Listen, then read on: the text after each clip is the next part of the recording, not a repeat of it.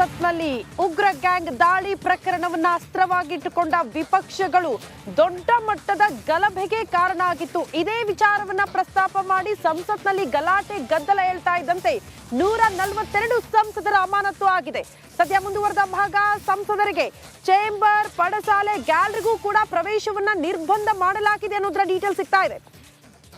ಸಂಸದೀಯ ಸಮಿತಿಗಳ ಸದಸ್ಯತ್ವದಿಂದಲೂ ಅಮಾನತು, ಕಲಾಪಕ್ಕೆ ಅಡ್ಡಿಪಡಿಸಿದ್ದಕ್ಕಾಗಿ ಸಂಸದರ ಅಮಾನತಾಗಿದೆ. ನಿನ್ನೆ 49 ಸಂಸದರ ಅಮಾನತು ಮಾಡಿದ್ರು ಸ್ಪೀಕರ್ ಓಂ ಬಿರ್ಲಾ. ಸಂಸತ್ನಲ್ಲಿ ಭದ್ರತಾ ವೈಫಲ್ಯದ ಕುರಿತು ಹೇಳಿಕೆಗೆ ಪಟ್ಟು ಹಿಡಿಯಲಾಗಿದೆ. ಗೃಹ ಸಚಿವ ಅಮಿತ್ ಶಾ ಹೇಳಿಕೆಗೆ ಪಟ್ಟು ಹಿಡಿದಿದ್ರು ವಿಪಕ್ಷಗಳು. ನಿನ್ನೆ ಸಂಸತ್ ಆವರಣದಲ್ಲಿ ಪ್ರತಿಭಟನೆಯನ್ನ ನಡೆಸಿದ್ರು ವಿಪಕ್ಷಗಳು. ಉಪರಾಷ್ಟ್ರಪತಿ ಧನ್ಕರ್ ಅವರನ್ನ ಅಣಕಿಸಿದ್ರು ಟಿಎಂಸಿ ಸಂಸದ. ಅದನ್ನ ಚಿತ್ರೀಕರಣ ಕೂಡ ಮಾಡಲಾಗಿತ್ತು. ಇದು ದೊಡ್ಡ ಮಟ್ಟದ ಆಕ್ರೋಶಕ್ಕೆ ಕಾರಣ ಆಗಿತ್ತು. ಕಾರಣ ಸ್ಪೀಕರ್ಗೆ ಕೊಡಬೇಕಾದಂತ ಗೌರವ ಅದ್ಯಾವುದು ಕೂಡ ಸಿಗ್ತಾ ಇರಲಿಲ್ಲ. ಹೊರಗಡೆ ಬಂದು ಅವರನ್ನ ಇಮಿಟೇಟ್ ಮಾಡ್ತಾರೆ, ಅಣುಕು ಪ್ರದರ್ಶನ ಆಗುತ್ತೆ, ಅದನ್ನ ಮತ್ತೊಬ್ರು ವಿಡಿಯೋ ಮಾಡ್ತಾರೆ. ಇದು ನಾಚಿಕೆಗೇಡಿನ ಸಂಗತಿ ಅಂತ ಹಲವರು ಇದಕ್ಕೆ ಆಕ್ರೋಶವನ್ನ ಕೂಡ ವ್ಯಕ್ತಪಡಿಸಿದ್ದಾರೆ. ಸದ್ಯ ಸಂಸದರಿಗೆ ಸಂಸತ್ನ ಚೇಂಬರ್, ಪಡಸಾಲೆ, ಗ್ಯಾಲರಿಗೂ ಪ್ರವೇಶ ನಿರ್ಬಂಧಿಸಿ ಆದೇಶ.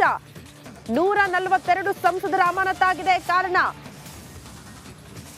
ಸ್ಮೋಕ್ ಬಾಂಬ್ ಅಸ್ತ್ರವಾಗಿಟ್ಟುಕೊಂಡು ಸಂಸತ್ನಲ್ಲಿ ಗಲಾಟೆ ಗದ್ದಲ ಎಬ್ಬಿಸಿರುವ ಕಾರಣಕ್ಕೆ ಸಂಬಂಧಪಟ್ಟಂತೆ ಸಂಸದರ ಅಮಾನತಾಗಿರೋದು.